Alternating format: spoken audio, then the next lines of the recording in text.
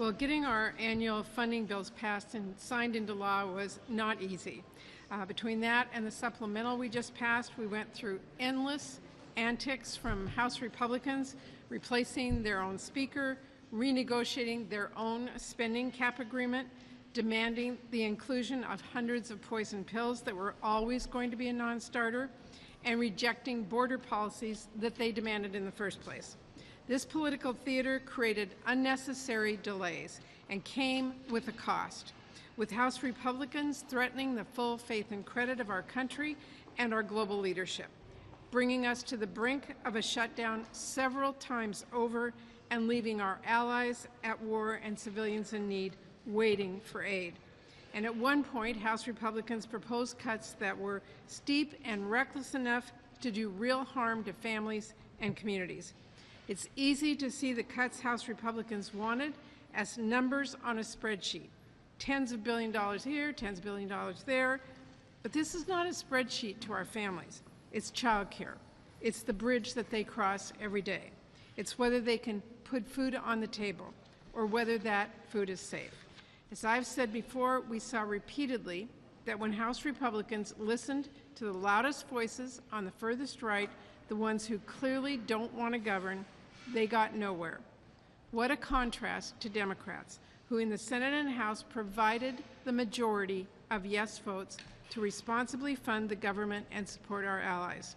In the Senate, we worked together from the start, and while we didn't end up with bills either side would have written on their own, we passed the strongest bipartisan funding bills to actually help people and solve problems.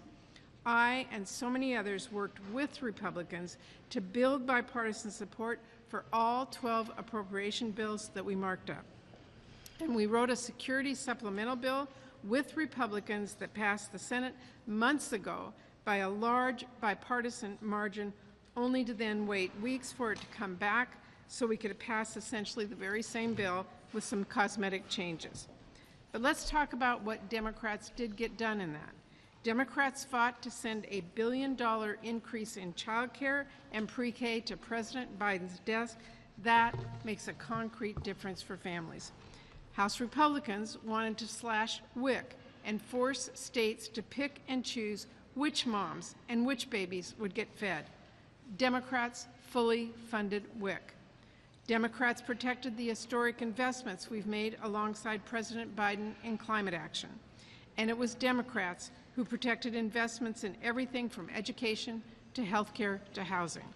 And all the while, House Republicans tried every way they could to ban abortion and rip away women's reproductive freedom in government funding bills. But I said from the start, there would be no extreme far-right riders to restrict women's reproductive freedoms, and there were not. Now, as we look to fiscal year 2025, I want everyone to really hear me. For me, the word of the day, today and every day until we pass our funding bills, is going to be parity.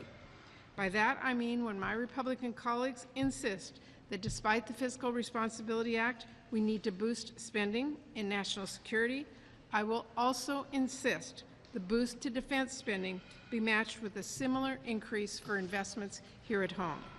We do need stronger investments in our military and national security to address the challenges that we face today.